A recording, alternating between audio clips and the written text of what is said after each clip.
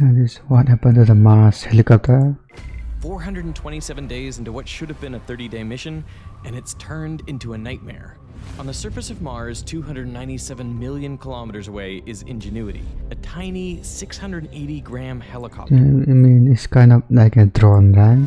It's made from off-the-shelf parts you'd find at home. It's got bits from an Android smartphone, batteries from a cordless drill, and to everyone's surprise, it's been performing well so far. But something is wrong. See, the Martian winter is coming. At night, temperatures plummet to a frigid -85 degrees Celsius. What? As Mars gets further away from the sun, the temperature keeps dropping, and it kicks up more and more violent dust.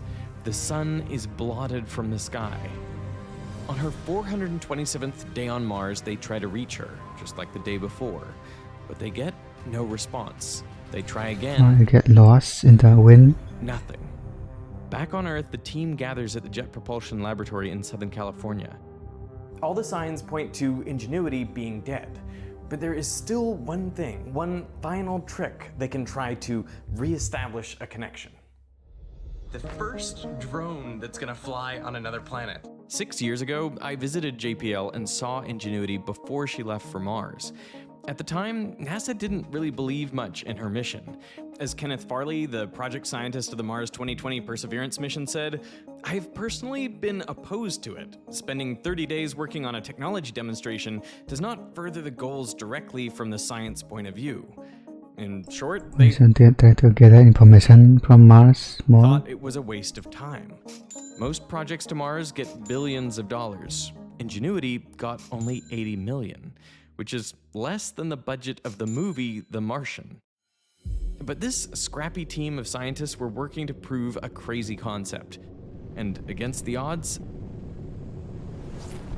they made it to Mars. On February 18th, 2021, the Perseverance rover survives entry and lands on the Martian surface. Attached underneath is Ingenuity. This marks Sol 0, her first day on Mars. They sever the umbilical cord, and So how many hours is Sol 0? Ingenuity, affectionately known as Ginny by some on the team, prepares herself. Her mission is simple: prove that flight on the red planet is possible. But with an atmosphere just 1% that of Earth, flying is really difficult. She must be ultralight, and her blades must spin at over 2,400 rotations per minute to generate enough lift. It's a design that no one They don't have enough gravity or is really sure about. more For 2 gravity. months, they rigorously check her systems, running up the engine, testing navigation, and her control computer. Then, on Sol 58, they finally think they're ready. The blades spin up, and she takes off. Only 120 years after the Wright brothers on Earth, humanity flies on another planet. Within days, they fly again, and then again, and again. In just 1 month, they complete 5 flights. So the mission has been accomplished. We were a tech demo, That's it. right? Meaning a specified narrow 30 sol mission. Getting What do it they out, learn? we're done, right? We go to a bar and party, and that should be the end of it. But with success comes new expectations. NASA tells them to keep going. Ingenuity's new mission is to assist Perseverance in the search for evidence of ancient life on Mars. So she will scout ahead, gathering data in areas too risky or costly for the rover to explore. For the team, this is great news, but it's also a problem. There was no guarantee, after flight 5, we may be dead by flight 7, right? We may be dead by flight 10. We were kind of thrown into the deep end of the pool. We had no processes or no plans developed for such a thing. Until now, every flight had been carefully planned. They've all started from an area selected and analyzed by both satellites and the Perseverance rover itself. These flights were tested hundreds of times in JPL's wind tunnel and tens of thousands of times in simulation. But now that they have to keep up with the rover, they're flying into the unknown.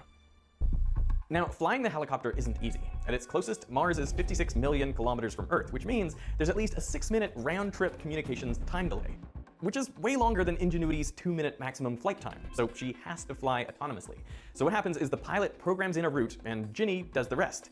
But to start, They have to automate the JPL flight. first needs to know exactly where she's located. You might think that they would use GPS, but for GPS to work on Earth, you need at least 24 satellites for full coverage. And around Mars, there are only 7 satellites total, so Ingenuity can't use this method. So instead, what she does is far simpler. We have 2 cameras, a forward-facing 13 megapixel camera, and then the one pointing down is the one that we use to navigate. The navigation camera takes 30 black and white images per second. Ingenuity's computer analyzes the image and identifies features on the surface. You can think of it sort of like an optical mouse. Like your optical mouse is on the mouse pad. It doesn't know where on the mouse pad it is, but when you move to the right, it knows you move to the right. Because what it's doing is it's looking at features on the surface of the mouse pad and watching them move under its field of view. So Ingenuity is essentially doing the same thing. It's looking at the surface, it's picking out features like rocks and other things, and between camera images it says, oh, this rock moved this way, this thing over here moved this way, and from that you can compute a transform to say my helicopter was here and now it's here relative to this image. Now this sounds good, but the method isn't 100% reliable. On Flight 6, the first time she leaves her testing area, Ingenuity detects an error. 54 seconds into the flight, she starts wobbling wildly, tilting 20 degrees at a time. Her emergency alarms blare.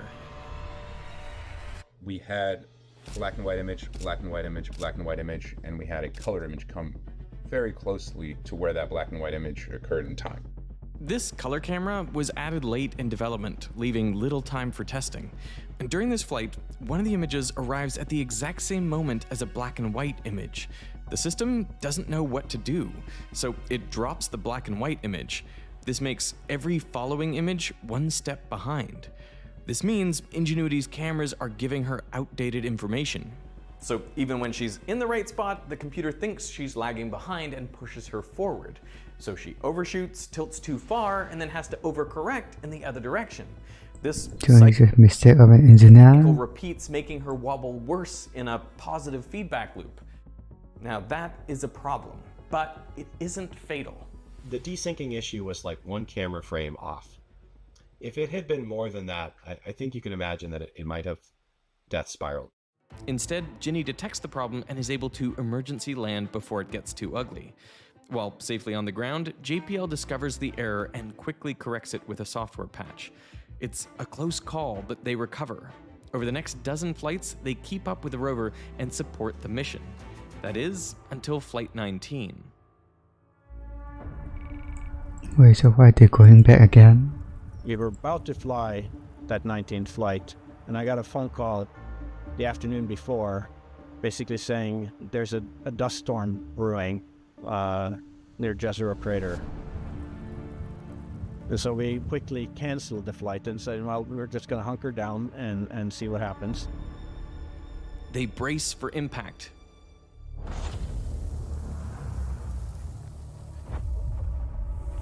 It lasts 6 days, with winds gusting up to 20 meters per second.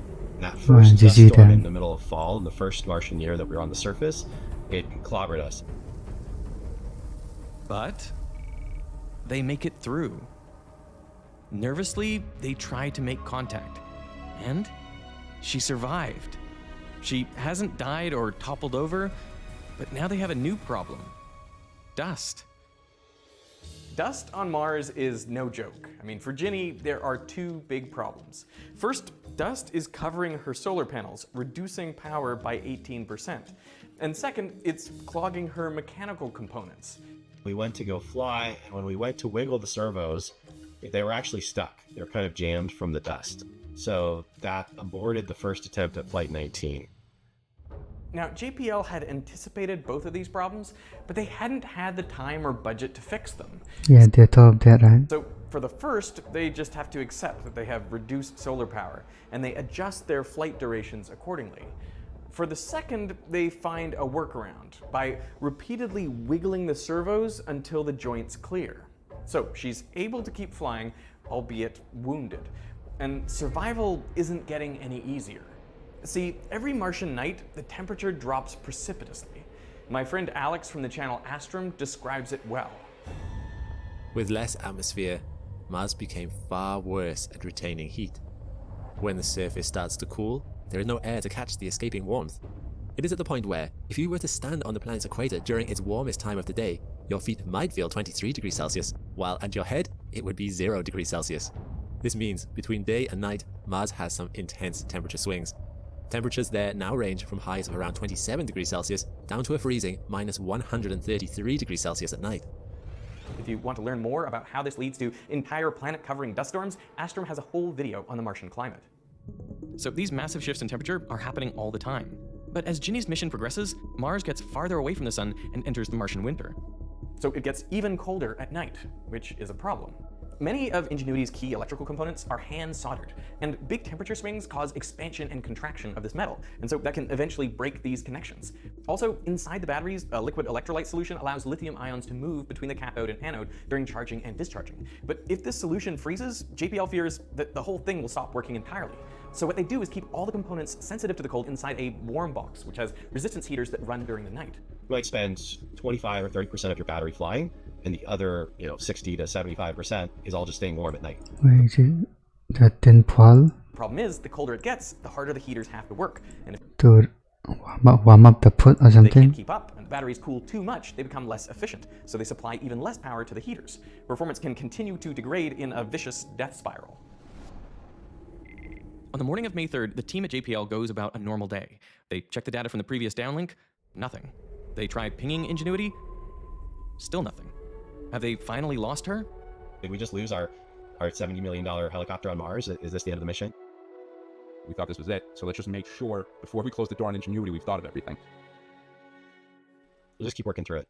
They run through all the possible problems until they narrow it down to just one. The way she was designed, Ginny has an alarm clock that wakes her up. It stays awake for 15 minutes. If it doesn't hear anything after 15 minutes, it goes back to sleep, and it doesn't wake up until the next alarm. Their hypothesis is this: if the lack of sunlight forced Ginny to fully deplete her batteries, then during the night her heaters would have stopped and she would have powered off completely. When the sun rises, as long as her essential components still function, she may recharge enough to wake up. Only now her clock will have reset. So they run the calculations. If she's still alive, based on when the sun comes up, she should be waking up at 11:45 a.m. Martian time. That is Will not she the be time they waking have been up? trying. So they change their search window and start calling out to Ginny around when they expect her to power up. They send out ping after ping until finally, she's alive. They check to see whether everything is still working, and despite the components in her warm box only being rated to negative 45 degrees, they survive being completely frozen. Well, all except for one. The inclinometer is dead. The inclinometer is what lets Ingenuity know her physical orientation in 3D space before flight, and that is pretty essential Wait, for the camera still works, getting the right right? heading. You can imagine if you're off and heading by 10 degrees, you could fly into a mountain. Without the inclinometer, there is no way for her to fly. So at first, the whole team is stumped. But then they have an idea, because Ingenuity is made of phone parts, literally parts from phones people carry around every day. Her processor is from a Samsung Galaxy S5, and some of her sensors are from a Google Pixel 3. And these phones can do a lot of the things that an inclinometer can do. Inside every smartphone are at least 3 little micro electromechanical systems aligned perpendicular to each other, X, Y, Z. At their Compass? core is a small mass suspended by flexible arms. They work like springs and follow Hooke's law, F equals minus kx, where force is proportional to displacement. The mass also follows Newton's second law, F equals ma. If you combine these equations, you get A equals minus kx over m, which links acceleration and displacement. Surrounding the mass are fixed arms. When a voltage is applied to the mass and arms, they form a capacitor, where epsilon and A stay constant, but as the mass moves, the distance between them changes with x. This alters the capacitance, which becomes more noticeable with multiple plates, hence why they have so many little arms. By measuring capacitance, you can determine displacement, and since displacement is proportional to acceleration, changes in capacitance allow us to measure acceleration. That's why these devices are called accelerometers, and by integrating acceleration over time, you can work out velocity and then position. This is how motion tracking works for screen rotation, gaming controls, and step counting. If you add gyroscopes, you get an inertial measurement unit, or IMU, and Ingenuity has the same IMU as the Google Pixel 3. So the team at JPL had an idea. They could reprogram the computer to use the IMU to replace the inclinometer. The inclinometer is really just accelerometers that allows us to tell the initial attitude of the vehicle in roll and pitch. And the IMU also has accelerometers. So in principle, it gives you some information. So from the clutches of failure, they get her running again. So they already thought of everything then. Got lucky in that, the one instrument we could afford to lose was the one that died. But the IMU isn't space grade. In fact, none of these off-the-shelf parts are, which means they're vulnerable to cosmic rays. On Mars, the thin atmosphere doesn't just make it harder to fly, it also means cosmic rays reach the surface more easily. And a single cosmic ray can strike a computer register and flip a bit inside the computer, which can lead to some strange behavior. It even Yeah, the blue screen happens here on there. Earth. It once added 4,096 unaccounted votes to a candidate in a Belgian election. Now, on a Martian helicopter, flipping the wrong bit at the wrong time could mean losing control and crashing. So why doesn't that happen? If you asked somebody 10 years ago, can you fly just the latest cell phone processor? They'd be like, no, it'll last like 2 days and you'll be dead, right? Turns out that cosmic ray bit flips are not as big a deal as NASA thought. The off-the-shelf components hold up way better than they expected. And this is an important finding. Rather than going through all of the development cost of building up a processor from scratch to be radiation tolerant, what we're finding is you get a lot better bang for your buck by just going and basically buying batches of different processors and just qualifying them. That means throw them through a radiation test campaign, look at the failure rates, and figuring out, hey, this guy, we don't know why, but for whatever reason, this processor over here is great. It holds up, so we'll fly that. Now, using these surprisingly robust off-the-shelf parts, they survive the rest of the winter, but they're only barely able to stay within the communication range of the rover. Springtime came, Yeah, exactly. The birds were chirping on Mars. Talk about spring optimism, right? Like coming out of winter. With the increased sunlight, they can now fully recharge and return to their scientific mission. Over the next 41 flights, they image craters Perseverance can't make it to. They capture stunning images of the Martian horizon from above. They conduct daring aerodynamic tests, and they begin to push the limits. They want to fly faster, but the faster they go, the quicker features move across the camera's field of view, and the vision navigation system just can't keep up with that. So JPL comes up with a solution. They fly higher. Then they can expand the field of view, which means features will move more slowly through frame.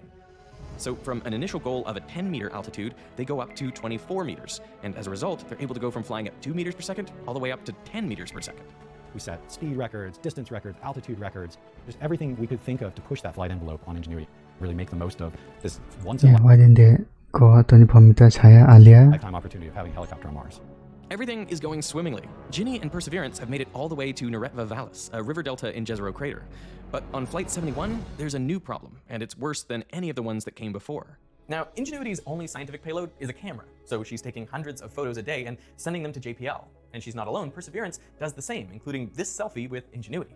Honestly, they're the most chronically online duo on Mars. We always know exactly where they are, what they're up to, and So we just had this one final thing to do. We needed to cross this sand dune and make it to Bright Angel to rendezvous with the rover. So on 71, we basically went up, we were flying, and then after about 10 seconds of flying with degraded navigation, we went into an emergency landing mode and sort of came down hard. they hail Ginny, and luckily, she's still alive. In the error code, they discover the problem. As she was flying over the dunes, there just weren't enough rocks or landmarks for her camera to identify. And without those references, she quickly lost track of her position and had to make an emergency landing. It's similar to the camera issue from Flight 6, but this time there's no software fix. They check for structural damage, but surprisingly, everything is still intact. So they attempt another flight, this time going straight up to scan the surroundings and then coming straight back down. Simple. We popped up, took pictures, and then on the way back down, we hit the same problems we did on 71. Only this time, it's fatal. Perseverance drives over and captures this image of her crash site. Oh, When we saw the blades they broken, crashed. when we saw that first image after Flight 72, that was heart-wrenching. It was like, no, there's no way this mission can continue. That was very depressing. So why? Because 71 was also a crash landing for the same reasons. It was the nav system was confused and drove us into the ground, but we came out of that apparently unscathed. And yet on 72, we self-destructed. This is the first air crash investigation on another planet, right? Yeah, that's right. First aircraft on another planet, and then the first air crash investigation on another planet. Yeah, they kind of go hand in hand. At the crash site, they find Ingenuity's blades scattered, but not in the way they expect. We noticed something interesting, which was there was no blade strike spot. Blades spinning this fast, when they hit the ground, right, they're going to create a spray. There's going to be a pattern, probably even visible from orbit. And we didn't see anything like that. So if So do aliens saw the drone? blades didn't strike the ground, then what happened? So this is an actual prototype blade from the development phase. So this is essentially identical to the blades on Ingenuity. It's a carbon fiber composite with a foam core. It's incredibly light if you want to feel it. Yeah. Whoa, that's actually great. That's like at least a quarter of what I expected just looking at it. It doesn't feel physical. So why did they break? Well, as the blades spin, the tips of the blades trace out a circle, which you can think of like a hula hoop. If there's a force up on the near side, you might expect the rotor to tilt immediately in this direction. But that is not actually what happens. See, the blade isn't stationary, it's moving really fast. So when you apply this force, it actually only moves after that point. So the maximum displacement occurs 90 degrees later. So even though we push up on the near side, the blades tilt up on the right and down on the left. This effect is called precession, and it's the same principle that explains this spinning bike wheel demonstration. Now, Ingenuity has a second set of blades that are moving in the opposite direction, which means that when a force is applied, each set of blades experiences precession in the opposite direction. For the helicopter overall, these torques cancel out, but each individual blade still flexes because of that precession torque. That results in a stress concentration right about here where that final reinforcement tapers off. And so if you had a precession-based failure, you'd expect it to fail right here. And sure enough, that's exactly where you see it in the pictures. You can see sort of this jaggy place where the blade tip just got ripped off. So that is what happened on Flight 72. As Ginny came down hard, she hit a dune at an angle. The force was transmitted up through the body of the helicopter, and this created a precession torque that bent the rotors, and they snapped right where the reinforcement tapers down.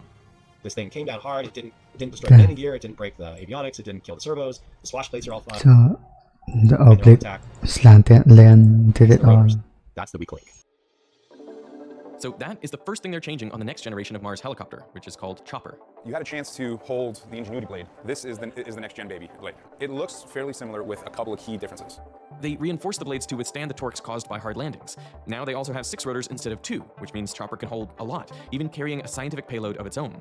We've developed now a very lightweight radio that can communicate directly to orbit. Whoa. So we're a free bird That's when it comes to huge. So exploring. when they are sending That's in, huge because I know. you were sort of trying to trail Perseverance, right? And now you can go anywhere. Yep, we're our own spacecraft. In this blue box, you can shove about 5 kilograms of science payload and bring it anywhere on the planet on Mars. You can fly 3 kilometers per sol in a matter of minutes. That's really generated a lot of excitement in the science community. So this is a 5th scale model of Chopper. It's really 2 systems. So this is our Chopper platform, right? This is what's going to go on and explore the entire surface of Mars one day. That's the point of the concept. But underneath is a mid-air helicopter delivery platform. See, Mars rovers all need complex sky cranes to land, but a helicopter is different. It just needs a platform to take off from. So the idea is we come down through the atmosphere. We have this jetpack that we need to slow us down, to get us down to a regime that is controllable so that we can take off from that platform midair and land under our own power. For this, it needs rockets. 3, 2, 1. Awesome. what Envisioning like a was future of that? aviation all over Mars as a primary explorative capacity. In my mind, it's absolutely going to happen. It's just a matter of time. There will be fleets flying, throughout Mars. There will be airports on Mars one day, and we'll have aircraft the size of Chopper, more aircraft the size of Ingenuity, and even bigger than Chopper. NASA is thinking big, thanks So to we can actually go to Mars. Ingenuity, a project they once doubted. Because Ginny showed what is possible. In 1890, he had said, I'm going to fly. It's like, okay, that kooky guy in his garage, he thinks he can fly, he's going to kill himself, right? After the Wright brothers, it's like, oh, okay, yeah, this is a thing that we're going to do. And so that's the change in mentality that's occurred because of Ingenuity. That's why, still sitting there on the surface of Mars, attached to the underside of Ingenuity, is a tiny scrap, 1 square centimeter of muslin fabric. It was taken from the lower left wing of the first airplane, the Wright Flyer. From the first flight on Earth to the first flight on another planet. From Ingenuity's grave on Mars, her spirit lives on. Yeah. Except, she isn't quite dead yet. She's acting as a weather station now, capturing photos every day, capturing temperature measurements every day, something no one would have ever predicted before Flight 72, that if things don't go well, would you still have a functioning spacecraft? I mean, they still function. So That's she's a tank. nice. The team couldn't be more proud of what Ingenuity has accomplished. Okay.